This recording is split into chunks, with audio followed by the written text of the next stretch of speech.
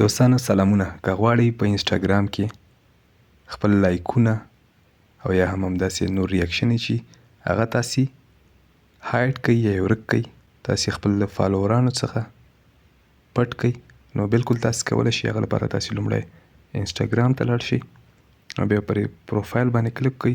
هغه نه وروسته په درې خانو باندې په درې خانو چې مو کلیک وکړه تاسې به لاندې راشئ.